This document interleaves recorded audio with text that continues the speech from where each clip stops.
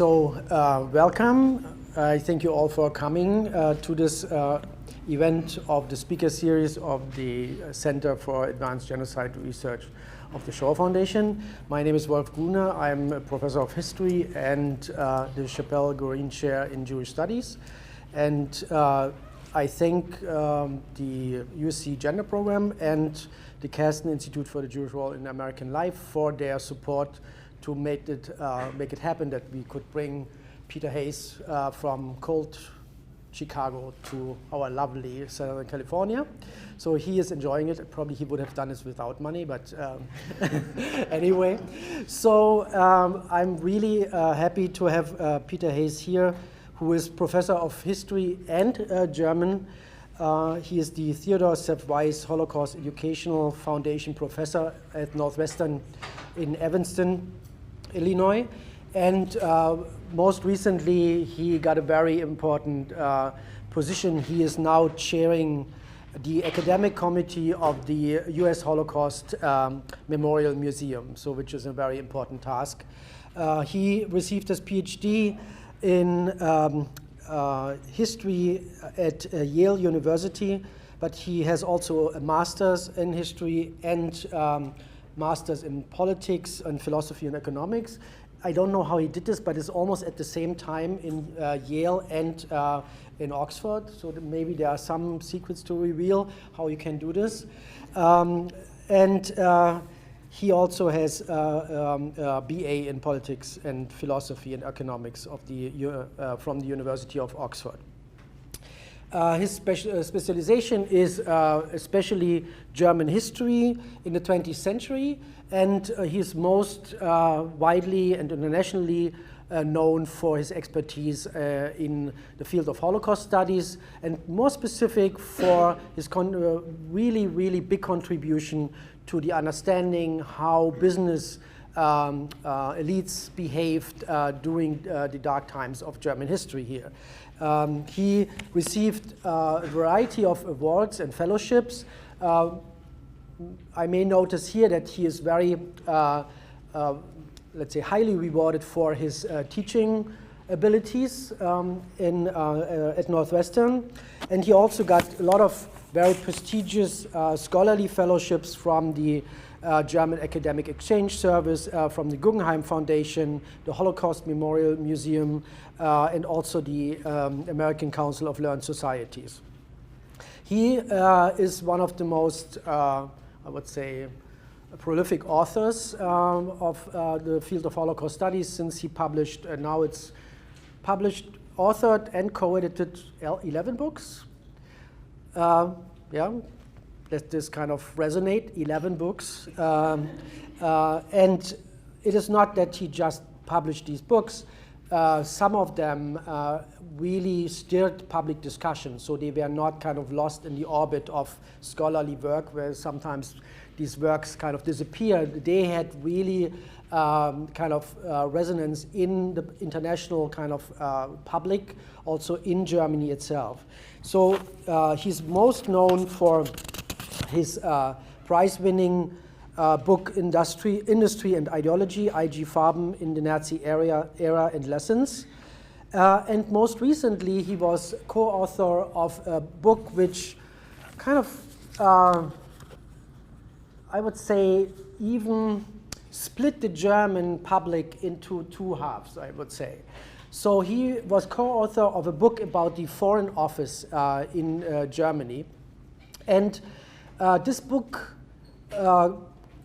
really, after the publication, and even before their publication, I remember, was really able to kind of still such a discussion where everybody tried to make a contribution, and mostly, even without reading the book, people felt kind of that they have to make a stand in favor or against this book. And a lot of people were really making this black and white kind of stand. So without kind of seeing a lot of kind of different facets what the book has to offer, they were even whether saying the Foreign Office was not involved or was not responsible for crimes during the Nazi period. This was the one opinion, and the others were saying, no, it is actually not true. They were involved, and there was not much resistance, and they are responsible for crimes themselves. So this kind of really created a lot of discussion. I just learned recently, now there are books appearing who kind of live off this discussion. So there are books now appearing who trying to make really a detailed argument against the book where Peter was a co-author of. So there's a legacy already kind of growing just because of this one authorship. But he also is contributing on his own as a single author with other books on business enterprises, like the very important book on Degussa, which was a business involved in many of the German crimes, melting gold, for example, being responsible for the production of the poison gas, Zyklon B. And so he worries a lot about what kind of stand or what kind of activities did German business elites kind of take during these times. But more recently, he is even more inclined to generalize more and really look at a broader picture, ask broader questions. And so he is now just publishing a book, a reader of the Holocaust, where he kind of assembles his perspective on authorship of other historians who contributed to the Holocaust to answer the kind of general question, how was it possible? So kind of to give a current perspective of scholarship on this question. And there are other books he is right now writing, which one I know is a project which kind of is almost 15 years old, which should be an overview of big businesses and the Holocaust. But this is, first of all, a very challenging subject, but also all these other authorships kind of came in between. And I noticed for myself that sometimes you want to finish a book, but others are kind of coming and they are suddenly more important, or people ask you to do them. So the actual kind of core work is left behind on the shelf, and this is really hard to look at. And so I hope this will come out soon. And also there's two other works in the making, The Holocaust Questions and Answers, and The Failure of a Generation, German Elites and National Socialism. So here you see this is more the broader picture of what kind of attitudes German elites had during the National Socialism, beyond just businesses. So I really welcome Peter Hayes, and I mean, if it occurred to you that none of the topic of today was actually in my references, so there's even another topic which he is now actually discussing. So please give a hand to Peter Hayes. Thank you both, and thank you all for coming. I've been here a number of times before. One of those times was for the Rose Bowl in 1996, and I hope this goes better for my team than that one did. Even though I am a gay man, I have always resisted treating the Nazi persecution of homosexuals as part of the Holocaust. My reluctance stems from four sorts of differences between what happened to Jews and to gay people between 1933 and 1945. The first difference has to do with the context of the respective persecutions. For 150 years, prior to the Nazi accession to power in Germany, ever since Austrian Emperor Joseph II's Edict of Toleration of 1782, the trend of events in Europe had been, however halting and uneven, toward the emancipation of Jews and expansion of their rights and opportunities. To be sure, the process had proceeded fastest and furthest in Western and Northern Europe, and more slowly and less thoroughly as one moved eastward. But in formal legal terms, the process was complete by 1918, after the Bolshevik Revolution ended Tsarist restrictions on Jews, and the victorious Allies forced Romania to do the like. Everywhere in Europe, Jews had become equal in the eyes of the law with all other citizens, enfranchised, entitled to practice their faith or to let it lapse, and able to exercise almost any profession, with the exceptions in some places of holding high office in those traditional preserves of the Christian aristocracy, the military, and the diplomatic service. A person of Jewish descent had become Prime Minister of Great Britain, another the Mayor of Budapest. Hitler's victory represented, at least at first, a barbaric reversion to old systems of confinement, constraint, and contempt, a turning of the tide of civilization. To attack the Jews, he needed to enact new measures against them and to use force to defy legal norms in the meantime. Contrast that with the position of gay people in Europe in the century and one half prior to Hitler's appointment as Chancellor of Germany. Yes, the French Revolution led to the decriminalizing of sexual contacts between members of the same sex by act of the National Assembly in 1792. But the 19th century does not tell a story of the steady and ultimately complete expansion of this liberty.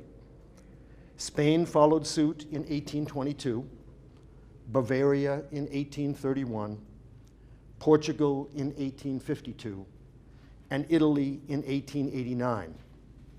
But the Russian Empire went in the opposite direction in 1832 by imposing a penalty of up to 5 years in Siberia for male same-sex acts. Although Britain reduced the penalty for sodomy from hanging to imprisonment in 1861, 25 years later, Queen Victoria reaffirmed the illegality of sex between men by signing the act under which Oscar Wilde went to jail for 2 years in 1895. In the United States, the situation was scarcely better. A bathhouse raid in New York City in 1903 resulted in 7 men being sent to prison for terms of 4 to 20 years. In 1924, the police of Chicago shut down the first gay rights organization in America, the Society for Human Rights. The Soviet Union removed all penalties for same-sex acts in 1922, but reversed itself in 1934 and reimposed punishments. And in Germany, the Nazis needed no new legislation and no extra legal measures to attack gay people. Paragraph 175 of the Criminal Code of 1871 had long since made so-called paracoital activity between men illegal. Austria's prohibitions were even more broadly defined, strictly enforced, and backed by sentences of 5 to 10 years at hard labor.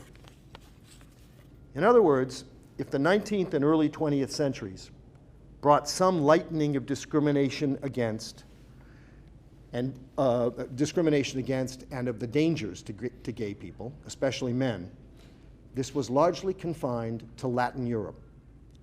Traditional prejudice there tended not to apply to the matter of with whom a man had sex, but rather to what a man did, that is, to whether a man played the so-called passive role.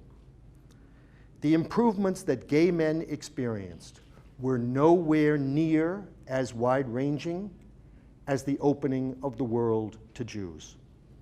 And if the Nazi assault on Jews clearly reversed a liberalizing trend, that was not so clearly the case with regard to gay people, most of whom felt compelled to remain deeply closeted and often deeply ashamed.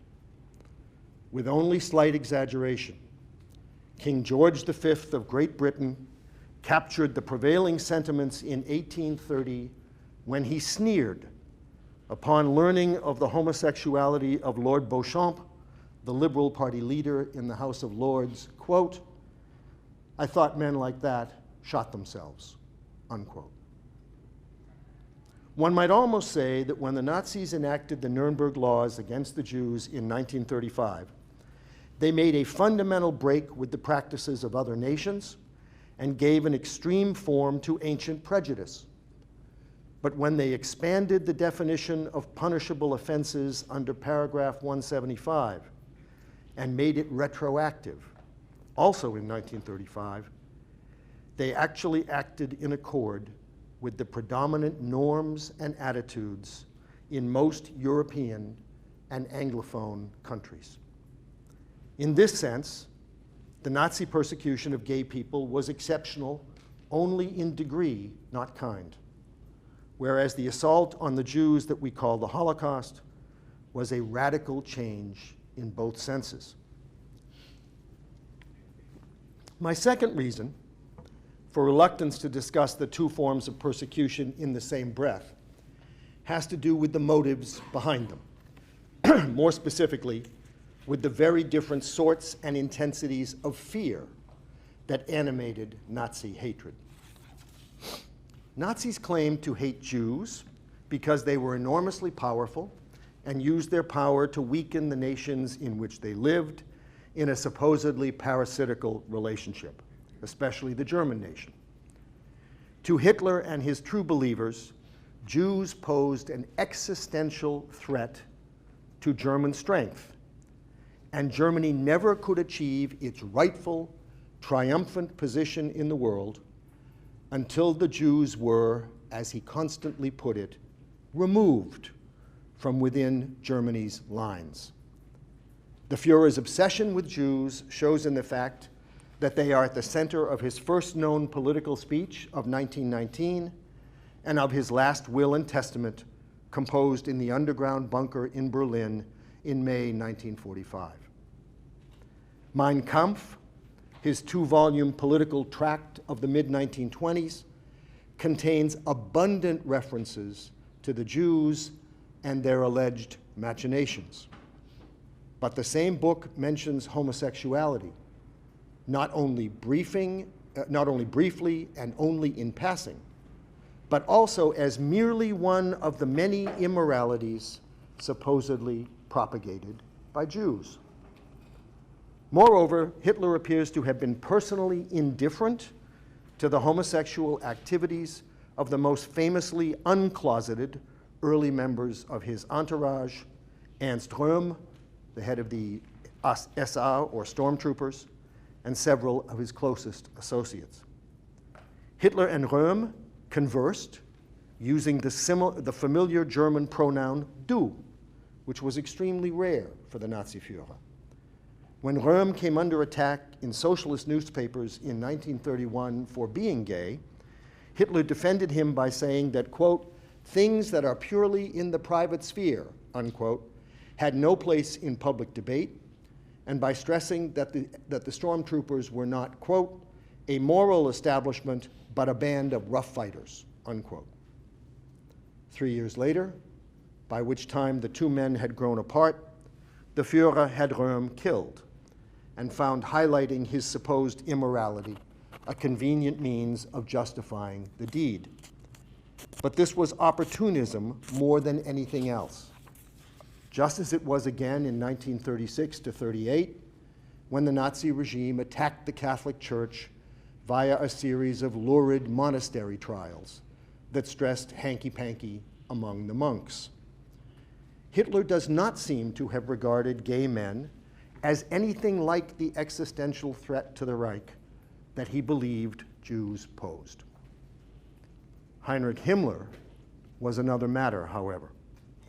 The head of the SS, and after 1935 of the German police, considered male homosexuality a threat that could spread and undermine the reproductive capacity on which Germany's military might rested, and thus on which depended the nation's victory in the perpetual Darwinian struggle among peoples that Nazism posited. Himmler did not think gay men were as dangerous as Jews, but he believed that gay men tended toward a cliquishness and mutual support that harmed the efficiency of military and other organizations. Moreover, he accepted the notion that gay men were adept seducers of the young, who thus multiplied themselves while they were refusing to multiply the population as a whole.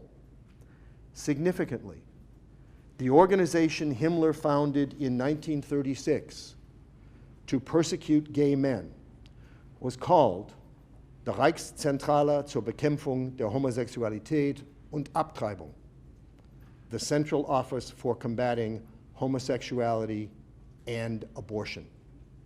Note the linkage and what it suggests. Non-reproduction was the problem, not a fundamentally, immutably subversive nature, as with the Jews. That brings me to my third reservation that I have about linking Nazi persecution of homosexuals with the murder of the Jews, namely the different objectives of the two onslaughts. To Hitler, Himmler, and fervent Nazis, the problem with the Jews was their very nature. All of them were supposedly alike in their malevolence and destructiveness, which is why Hitler and his propagandists constantly referred to der Jude, the Jew, in the singular, thus underlining their essential sameness and insisting that all of them had to be banished from German territory, even those who had converted to Christianity. The problem with them was not their beliefs, but the inherited blood, nowadays we would say DNA or genes, that determined their behavior.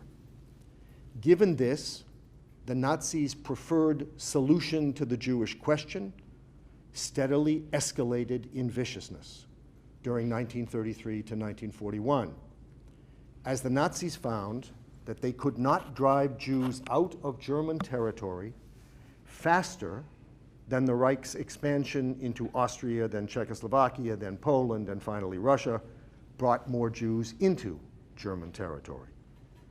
Between June and November 1941, the early months of the invasion of Stalin's Soviet Union, the Nazi regime concluded that it could afford to wait no longer because victory in the war depended on removing all Jews from behind German lines.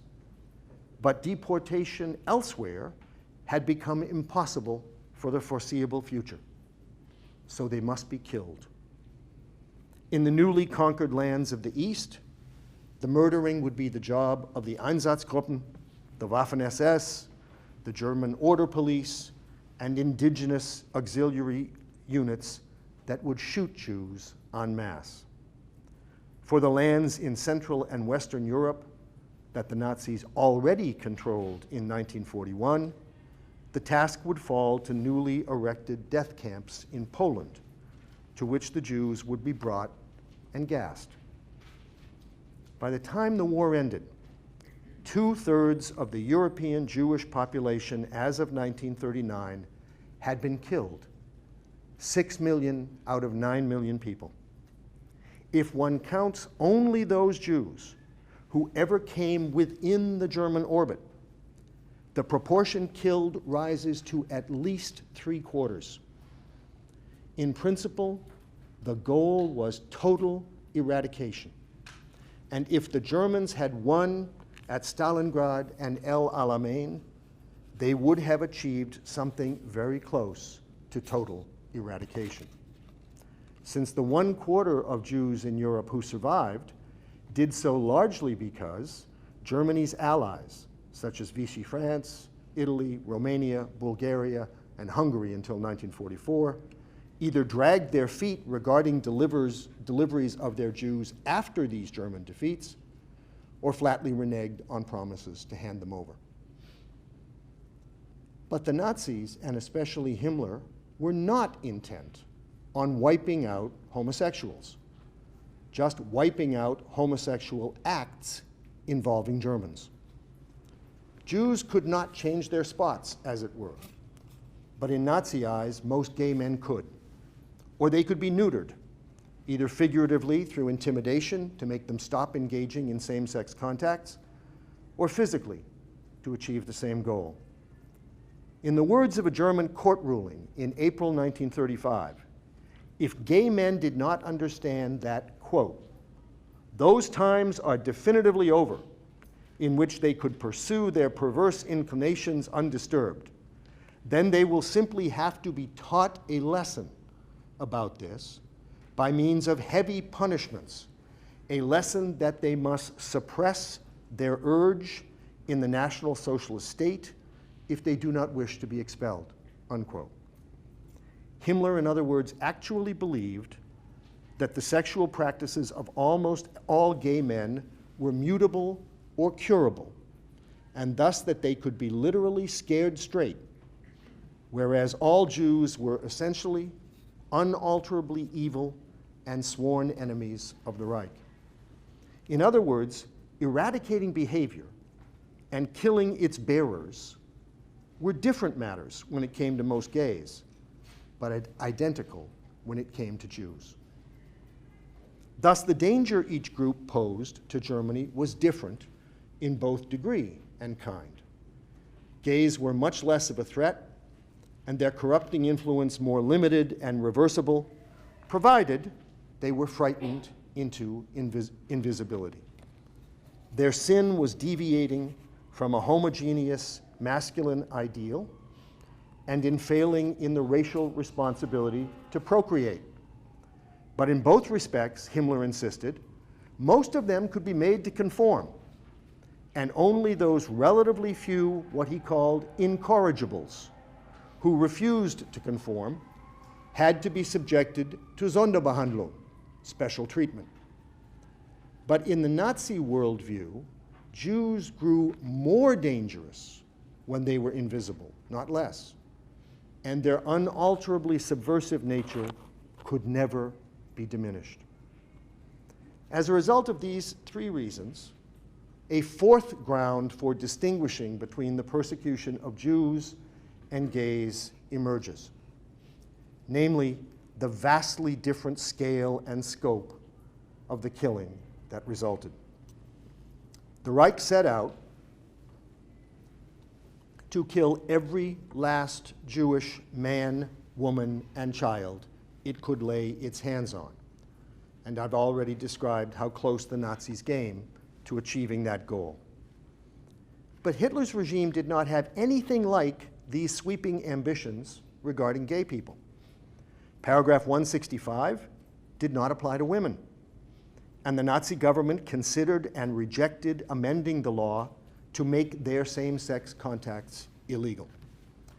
Relatively few lesbians attracted attention and incurred punishment, and if they did, it was usually on a general charge of a, quote, offense against healthy popular feeling, unquote, that led to short incarcerations. In addition, with regard to men and women, the Nazi state's prohibitions on same-sex contacts applied almost exclusively to Germans and people having sex with Germans.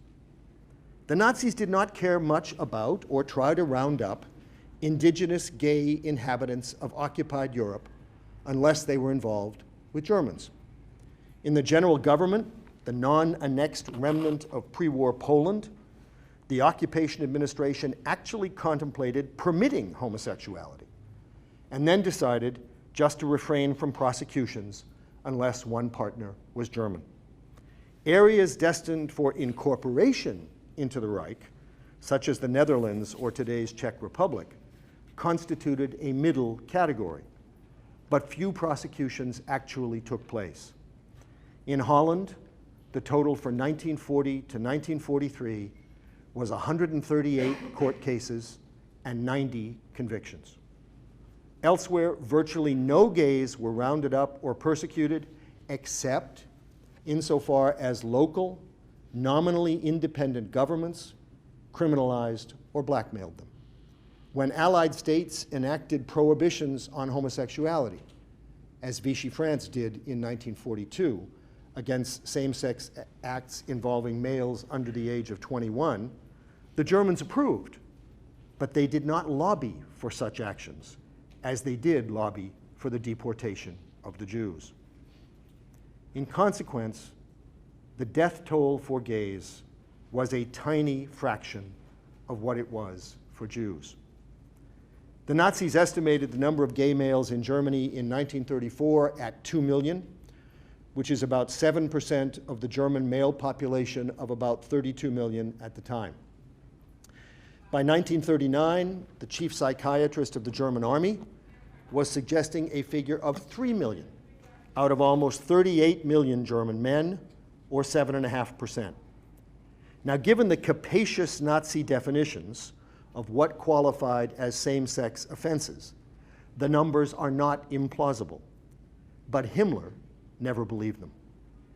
In 1935, he gauged the gay male German population at between 1 million and 2 million, a figure that corresponds to modern statistical guesses about fundamental sexual orientation, as opposed to casual or situational behavior, in Northern European populations. And Himmler stuck to that total throughout the Third Reich. 1 to 2 million. But the Nazis arrested only 100,000 men on paragraph 175 charges between 1933 and 1945, which is between only 3 to 10% of the German gay male population, according to the regime's disparate figures. Of those arrested, 50,000 were convicted and punished, half of them before 1939 and half afterwards, which is to say only 1.5 to 3% of what Himmler thought was the entire German gay male population. And of those convicted, 10,000, or less than 1% of the gay males Himmler thought were in Germany, were sent to camps where some 6,000 gay men perished. Even in the camps, the mortality rate for gay people, which came to about 60%, was less than for Jews, which exceeded 90%. And the difference arose despite the fact that few other prisoners solidarized with or aided gay men, who often received the most deadly work assignments in the so-called Himmelfahrtskommandos, the Ascension to Heaven units. Even within the SS, which officially banned same-sex relations on pain of death, enforcement was lenient. 16 SS men were convicted on charges of homosexuality in 1940, and only 1 was executed. In the first quarter of 1943, the respective figures were 22 and 1. Human pain and suffering are not quantifiable, and the gay people caught up in the Nazi net were put through excruciating experiences, culminating in some cases in brutal deaths, and in many instances in lives damaged by castration. That became, in 1942, the prescribed punishment for any gay German man who had had multiple male partners. Even before that date, some 2,100 castrations had been carried out, and Ernst Kaltenbrunner, the head of the Reich Security Main Office of the SS and the Security Police from 1943 to 1945, sought to get that punishment extended to all apprehended gay men. He failed. But horrible as all this was, it was not a Holocaust of even German gay men, let alone of Europe's gay population. And it is not remotely comparable in extent to the Holocaust of the Jews. In sum, then, the Nazi regime and the ideology that drove it were so hysterical on the subject of Jews that their complete eradication became the goal. But with regard to gays, the object was to eliminate their conduct among Germans by intimidation, punishment, re-education, and for repeat offenders, surgery or death. German gays could and did escape punishment or return to society after that punishment, and non-German gays were largely ignored, but Jews were universally condemned by their heritage to death. Of course, if the Third Reich and its sway over Europe had lasted, the persecution of gays probably would have been extended at least to the parts of the continent that composed the Reich's living space. Even so, the result for most gay men would have been the agonies of the closet, not the butchery of the killing fields and gas chambers. Despite these four profound differences between Nazi anti-Semitism and homophobia, the hatreds had much in common. As with their differences, the similarities come, I believe, under four headings. First, although I do not think that the persecution of gay German males was part of the Holocaust, I do think the two processes had overlapping origins in the Nazi worldview. Nazism rested on a Manichaean conception of life, a binary division of human beings between Aryans and everyone else, healthy people and degenerates. The victory of the former over the latter was unlike the ascent of the proletariat in Marxism or the triumph of the meek in Christianity, deserved but not predestined. Life is therefore a perpetual state of emergency as populations engage in relentless struggle over territory from which to draw the sustenance that allows them to expand their numbers and then to resume the expansionist push. In this Darwinian universe of Nazism, the individual and his or her happiness or subjective sense of fulfillment are nothing. The collectivity and its successes are everything. The person always has to mold his or her actions to the needs of the people, never the other way around. The fundamental needs of the people, indeed the prerequisites for its survival, are defined by the Nazis as military strength, reproductive fecundity, and ethnic purity. Anyone who does not contribute to these qualities falls outside the people's community, the Volksgemeinschaft, which means outside all empathy and obligation. All of this meant that Nazism sought to create the most homogeneous society imaginable, one in which gender roles were as tightly defined and reinforced as putative racial norms. The norms glorified tall, lean, blonde, and blue-eyed, and disparaged their opposites.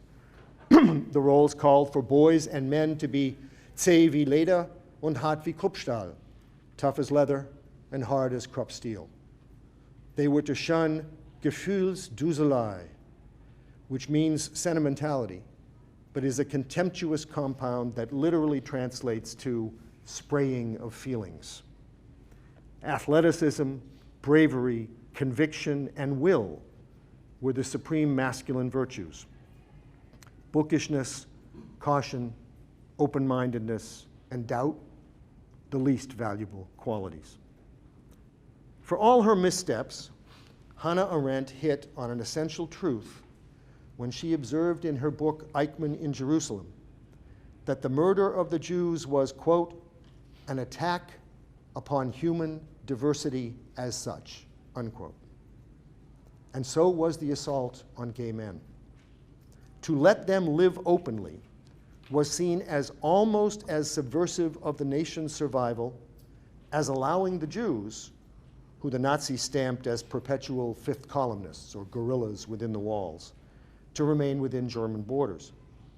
Jews, Hitler repeated endlessly, had stabbed the Reich in the back during World War I and would again during World War II, unless they were physically eliminated.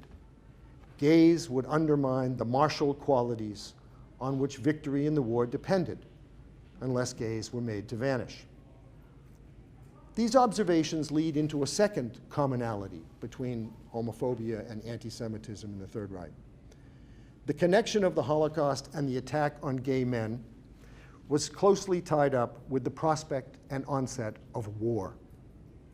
The steps in the radicalization of policy against both gays and Jews occurred at nearly identical times and for nearly identical reasons, as the Nazi regime drew closer to what it always saw as the inevitable, impending conflict with Bolshevism and therefore as the Nazi regime increasingly battened down the hatches. 1935 saw the expulsion of Jews from the German military and the Nuremberg laws depriving them of citizenship and prohibiting sexual relations between Jews and so-called Aryans. 1935 also saw the expansive reinterpretation of the forms of sexual contact between men prohibited under paragraph 175. 1936 was a quiet year for anti-Jewish policy, largely because the Nazis were hosting both the Winter and Summer Olympics, but it witnessed the formation of Himmler's Office for the Suppression of Homosexuality and Abortion.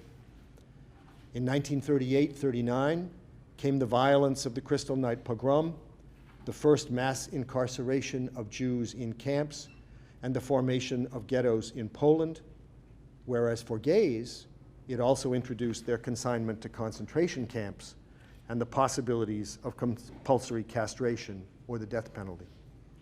Finally, in 1942, came the apogee of the killing for both populations.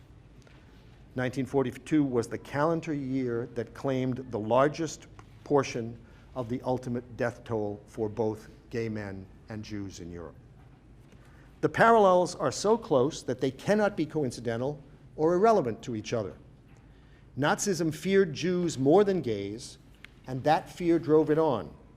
But the prospect and onset of war made incorrigible gay men simply intolerable, partly because they were, like the mentally and physically disabled victims of the euthanasia operation called T4, useless eaters, that is, drains on precious and limited resources, but also because gay men defied the masculine ideal on which victory depended, and thus were Kriegswille zersetzend, undermining of the war effort.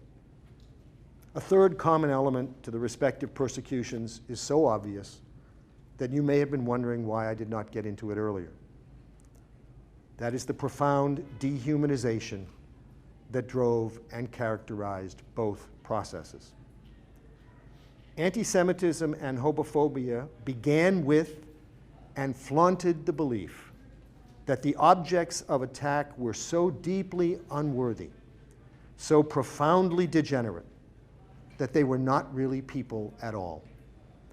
It followed that their feelings were unimportant and their pain deserved, because their pain was the product of a supposedly healthy revulsion at their own actions.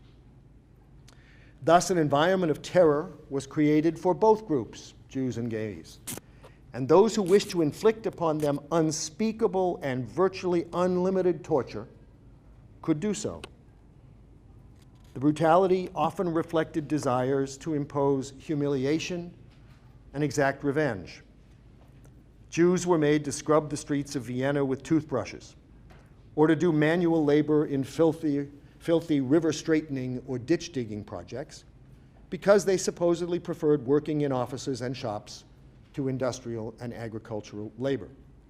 They were made to recite prayers while playing children's games, or assuming grotesque positions, or having their side locks cut off, as a means of mocking their religion and demonstrating its inability to protect them. Similarly, lesbians sent to concentration camps often were forced to work in brothels. Gay men were subjected to forms of torture that enacted what their jailers presumed to be their sex practices, or that concentrated on damaging their genitals. And those earmarked for castration were teased for weeks in advance about what awaited, and then tormented for weeks afterwards with the display of bottles containing their testicles. I'm out of my depth in talking about the psychologies behind these cruelties, but they, like Nazi anti-Semitism in general, have the qualities of a medieval exorcism, of a people trying to expunge from themselves and their community what they claim to see embodied in the victims. A fourth and final commonality is the frequently irreparable damage left behind by the two persecutions.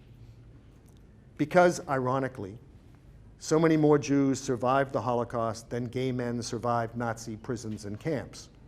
Now notice I say ironically, because this fact is an artifact of its reverse.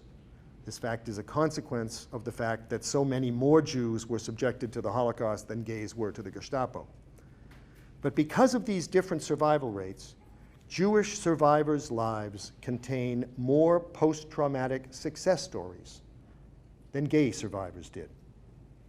But we also know from Beth Cohen's study of Holocaust survivors who came to America, from Tom Segev's book on those who went to Israel, from several fine and bleak works by Lawrence Langer, and from Roger Cohen's column in this very morning's New York Times, that many Jews who endured never really recovered.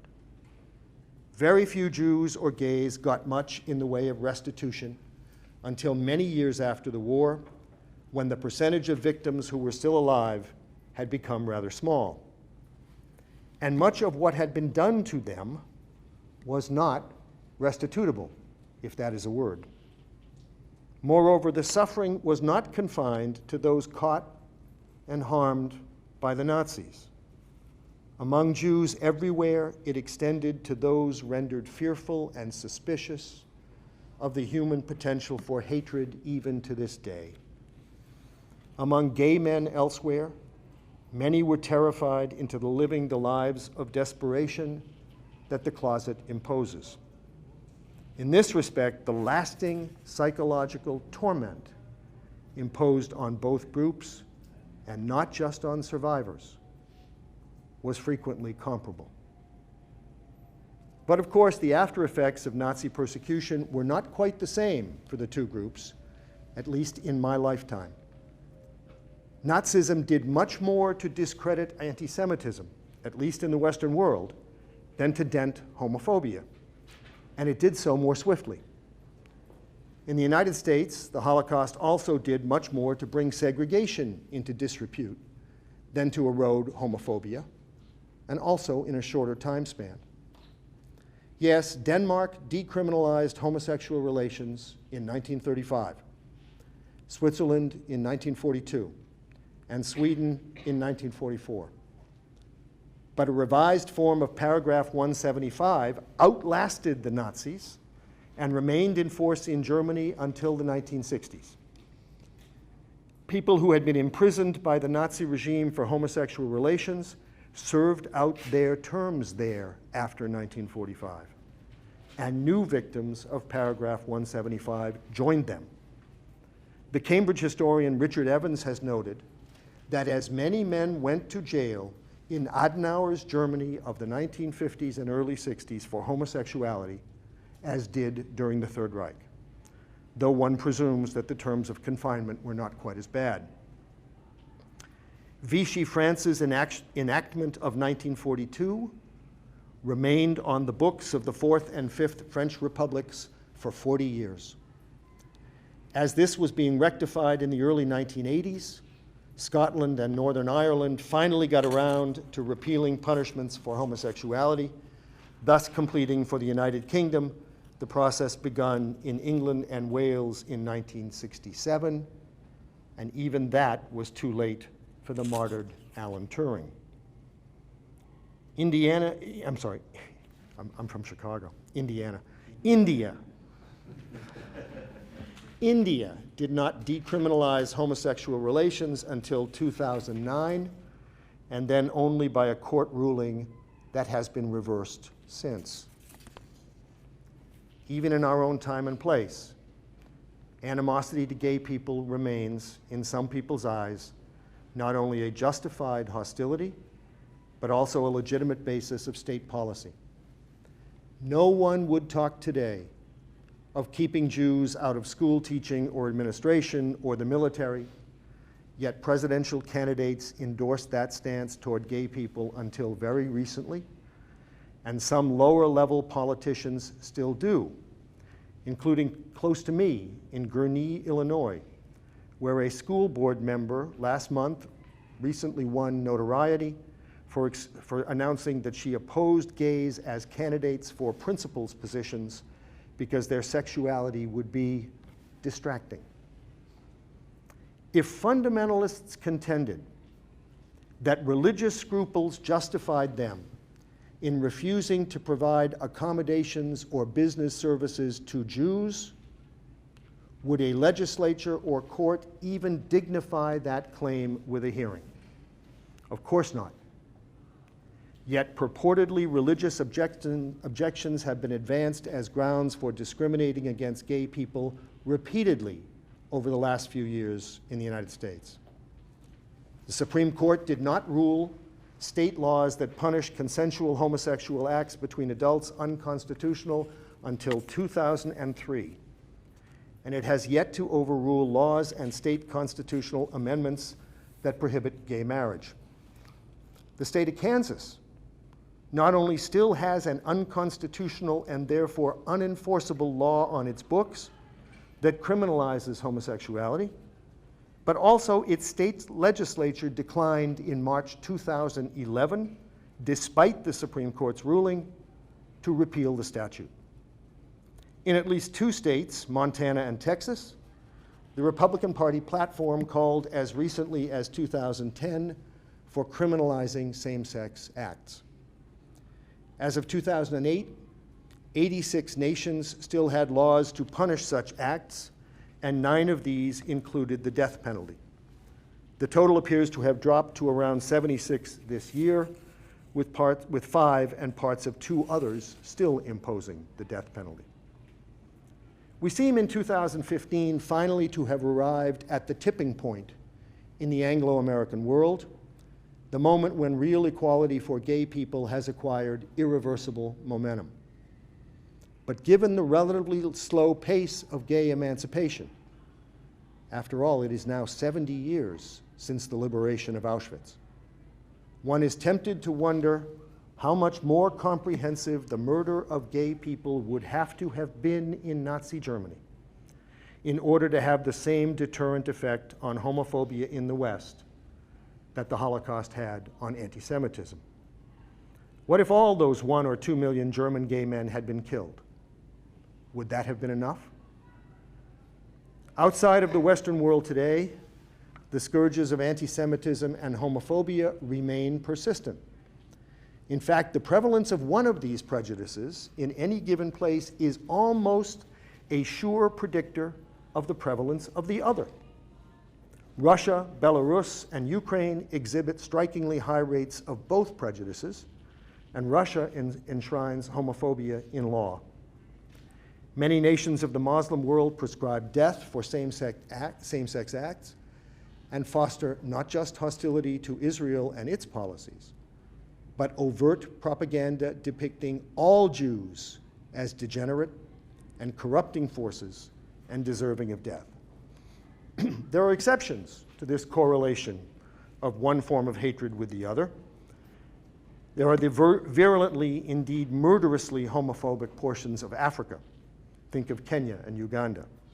Or the Caribbean islands. Think of Jamaica, the Caymans, and Barbados, where strains of fundamentalist Christianity, most of them not hostile to Jews, have whipped up animosity to gay people. But often the two hatreds continue to go hand in hand. As in Nazi Germany, the correlation is not a coincidence.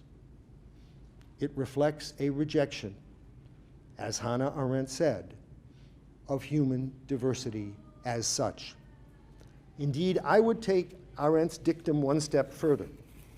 Sooner or later, rejecting diversity amounts to curtailing or denying the inalienable rights of life, liberty, and the pursuit of happiness asserted in the Declaration of Independence. Sooner or later, people who cite Scripture selectively to justify discrimination and contempt toward one group of people can do the same toward other groups. That is why anyone who wishes to remain self-governing in both the political and the personal senses has a stake in combating both anti-Semitism and homophobia.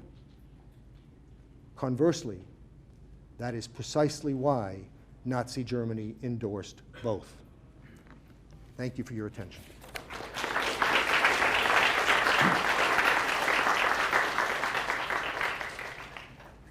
So thank you so much, Peter. So I open the floor for comments or questions. Sir. Question. We just heard recently that a lot of the persecution against the Jews happened at the local office level. Did the same thing happen for homophobia, even across just a lot of the annexed German territory? Not so much in the annexed German territory. There's very little happening in Prague or Paris. Okay. Within Germany, not so much. I mean, the persecution of gays was more top down. And what happened in Germany, though, of course, with regard to Jews, is the open season was declared. You could do anything you wanted, and that opened the floodgates to people doing things. And precisely because there were more taboos about talking about gay people, even admitting the existence of gay people, that was a kind of drag on the way this built up. So the processes are different in that sense. I may add that to the lecture. That's good. You mentioned about the Nazis emphasizing bravery and a masculine ideal and so on. What did they say, or was it justification about their actions regarding those Jews who fought the Germans in World War I, including some who got decorations? These things are utterly inconsistent, aren't they? And yet, Nazis didn't have trouble with inconsistency. Real, true believing ideologues never do. The real definition of an ideologue is somebody who can believe that two incompatible facts both prove his point. And the Nazis basically argued that, yes, there were some German Jews who maybe had exhibited behavior in the short term that appeared to be different from the way the ideology described Jews. But it was only a short-term deviation, and it doesn't really tell you what they're really like. And so if you reason like that, you're always going to get the same result. Well, first of all, thanks for that lecture. You bring so much clarity and forcefulness and kind of reason and passion at the same time, so it's really a model in that sense. Just a couple of quick questions. I'm intrigued by you were very clear about how you do not consider the persecution of gay men to be part of the Holocaust. So I wondered if you could explain your reasoning, and would you consider the victims of T4 to be part of the Holocaust? I'm guessing not. But Okay, the second part's easier than the first. Okay. The first half of the lecture was the explanation of the first part. Okay, Okay, so for those reasons, this is a lecture that basically has, like a politician's sentence, which always starts out by saying, I believe in the Bill of Rights, but, and then you go, right? What I basically just gave you was a lecture that said, I have always been reluctant to put this in this pot. And here are the reasons why I have been reluctant. But then there are these other four reasons that make me think that they really are together. And so they're just not completely together. They overlap. And that's what I was trying to say in a limited number of words. T4 is more extreme, and the compatibility is much closer. In the first place, unlike, I said to you that the Nazis do not round up gays in Warsaw. Okay? They do kill disabled people in occupied Poland. In the East, they kill everybody who fits this description of disability. They just don't do it in Denmark and France, and because that would be politically a problem for them. So in the first place, the disabled are an intermediate case about the murders. They do in some places apply the wipe them all out logic, which they don't with regard to the gays, but they do with regard to disabled people. The other thing is, of course, the technology of the killings is tried out on disabled people first, and therefore there's an overlap that is unmistakable and you cannot deny. So there's a kind of sliding scale here. The most extreme form of persecution is the persecution of the Jews. The next most extreme is either the disabled or the Sinti and Roma, depending on how you look at it. But in each of those categories, there are subgroups that are exempted. Okay? Not all the Sinti and Roma are killed.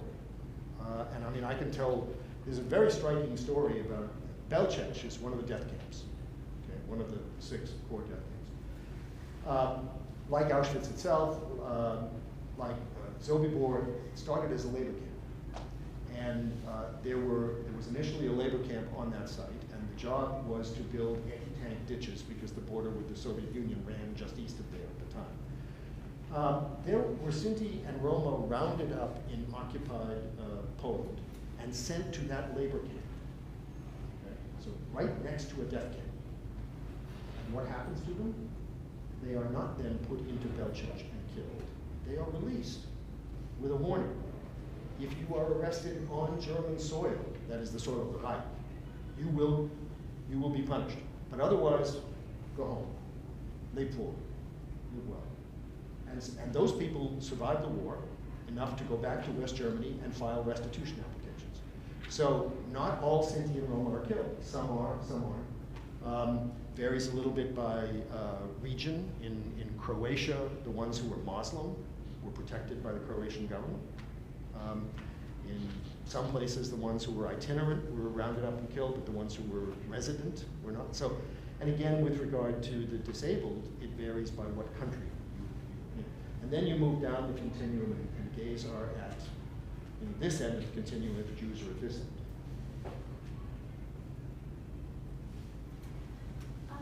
What influence do you think like labor, forced labor, working conditions had on the gay population? Like, was that a factor that helped keep them alive as it was with some of the Jews, or was it not really utilized as much for gay men? Well, statistically, yes, it must have helped keep them alive. Because the reason why 60% of the gays die and 90% of the Jews die is most of the Jews are killed immediately when they arrive at camp. Right.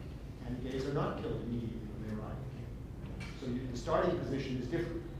And then, even though the working conditions are atrocious and so forth, and the attrition is awful, you're starting from a base of 0 death as opposed to 80% death, and it rises from there. Nonetheless, the conditions were horrible for gay men in camps. I mean, if you read the interviews and so forth, they were literally, aside from Jews who generally housed separately, they were literally at the bottom of the totem pole, and no one would help them because the internal taboo was so great, so that even political prisoners, asocial prisoners, also Jewish prisoners, were not going to be aided. So that's the starting position is what accounts really for this. Thank you. This is fascinating. Most of the prisoners were rationalized as being there for genetic reasons or for impurity of the body. It strikes me that political prisoners and if you rationalize that it is a choice to be homosexual, which I think was rationalized at that point, can you talk about parallels between gay men and political prisoners? Well, both are theoretically re-educated. Right. Okay? So that, the idea was if you sent a gay man to prison, there was a limited term, and then you would let the gay man out, or you would camp. And then the test was, is he going to get arrested again? If he gets arrested again, then he begins to fall into the category of incorrigible. And then bad things can happen to him. But it has to be a pattern that's established. With regard to political prisoners, there's also that. There was a hierarchy of camps. Dachau was not, I'm talking now like an SS. The SS viewed people who were sent to Dachau as political prisoners as not as bad as the people who were sent to Mauthausen. Mauthausen was for the politicals who were incorrigible. Unverbesserlich. This is the same word they used for political prisoners as they used for gays. And at Mauthausen, the death rate was much worse than it was at Dachau. So there is a hierarchy within this process.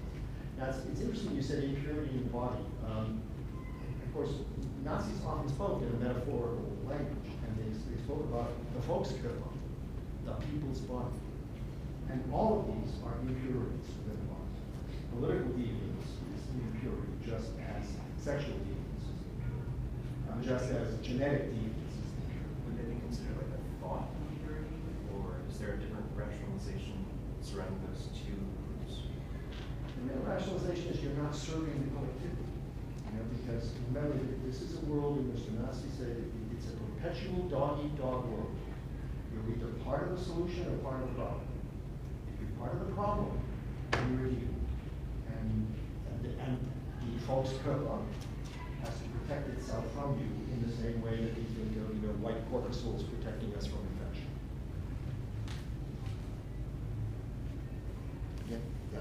Within the Jewish persecution, was there a difference? Like, was there almost a hierarchy of if there were gay Jewish men, were they persecuted any different than the regular Jews? They might get if they were caught early, yes. Okay, but it was now once it got to the final solution, there was no. Yeah, once the persecution of the Jews reaches a certain point, there's no room for difference anymore. But certainly, most of the Jews who get rounded up and sent to camps in 1933, 34, even into 1935, are people who are not being sent to camps because they're Jews. They're being sent because they're communists, or they're gays, or there's something else that the Nazi regime is dealing with at that time. And then when you begin to get massive arrests and the sending of Jews to concentration camps following the pogrom in 1938. And then it snowballs from there.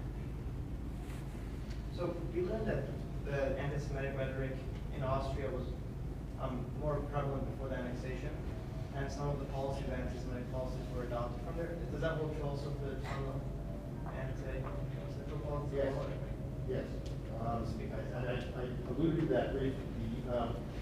The Germans had paragraph 175, and it said that physical contacts between gay men were criminal. But the courts had to then decide what does physical contact between gay men mean. And German courts prior to the Nazis tended to interpret that as what they call paracoital activity, which is to say penetration of something. Anything that was not penetrative was usually not punished by German courts prior to 1935. What the Nazis did is they took this step, they then explicitly said, and here they were following the Austrians. The Anschluss had not yet taken place and so forth, but that basically any form of genital contact, manual, genital, any of that, was a criminal offense. And then the Nazis made it even worse, in the sense that you could get arrested in 1943 in Germany for touching someone's arm in the wrong way, if that person wanted to make a case of it. So now the Austrian practice before 1933 was much stricter than the German. The law was there, but the definition of what comes under the law was stricter in Austria. And that's odd because you'll notice from the list of countries that I gave that the countries in the 19th century that are more liberal are all Catholic. It's counterintuitive, I know, but they're all Catholic. And it's only in the mid-20th century that gay liberation comes to predominantly Protestant countries. It starts with the Scandinavians. So, but in the 19th century, it was the Latin countries, most of which were Catholic. And Austria was a Catholic country. Officially. Not all of its parts, of course, but it being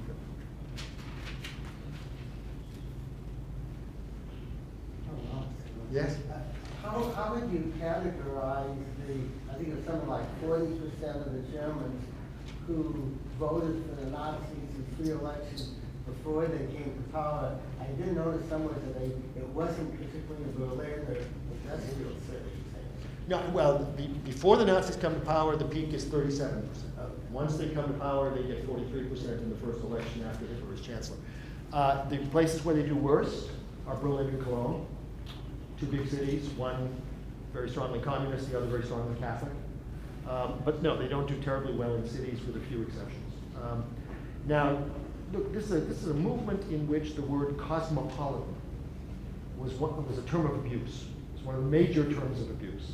So, and cities are more, by definition, cosmopolitan places than the countryside. So Nazism was against the kinds of freedom that urban areas bring, so forth. But that said, Weimar Germany was rather open and permissive with regard to same-sex activity, but it was still very useful for some politicians to run against that. And they did. And they ran against the fleshpots of Berlin. The Nazis made enormous propaganda out of two facts that bring sex and Jews together. Okay? The head of the Institute for Sexual Research in Berlin, which was one of the early advocates of homosexual rights, was a Jew. The head of the largest condom manufacturer in the country was a Jew. The Nazis had a field day with these two things. You can see how easy, and I don't draw lots of contemporary parallels, but you don't have to look very far in present-day America to understand what the audience for that is. Do you? You say Alabama? So.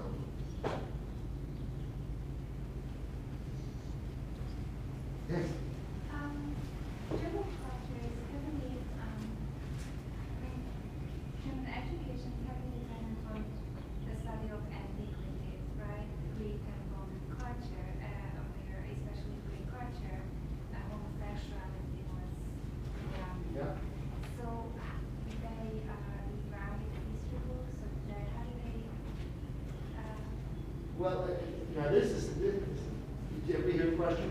German culture is very oriented, high German culture is very oriented to classics, and certainly in ancient Greece, homosexual contact was not a novelty, and was written about and so on. So how did they bring these things together? In the first place, the number of people who read those texts had to be people who studied the classics. And the percentage of Germans who went to the gymnasium and learned classical languages was very small. So it's the high German culture, but it's not like, Otto Normalverbraucher, the man in the street, was coming in contact with this. The second thing is, though, that the people who pioneered the homosexual rights movements in the world, many of whom were German in the 1880s and 90s and the early part of the century, tried to capitalize on this and used terminology drawn from Greek texts. They didn't talk about homosexuals. They talked about ornium, which I think was a word that was devised from the Greek in classical texts. So sometimes homosexual right activists try to draw on this classical image, but that worked with a very limited part of the audience. And of course you have all these countervailing influences. Religious teachings that had overlaid the Greek heritage, for instance. I mean, Greece wasn't as straightforwardly pro-homosexual either. I mean, they definitely had similar ideas about who did which act and who received which act and how that influenced their manliness. And what was age appropriate. Yeah. And so it's a more complicated situation.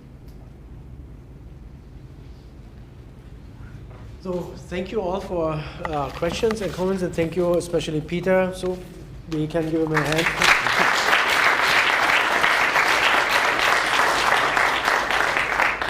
By the way, I suppose I totally forgot this, to give this from the Shaw Foundation to you. Oh, look at this. Actually, Kia should give this to you, but she kind of tried to hide in the background, so I'm doing this. Well, thank you. Yeah, so this is from Stephen Smith from the Shaw Foundation. Wunderbar. Okay, thank you so much all for coming. And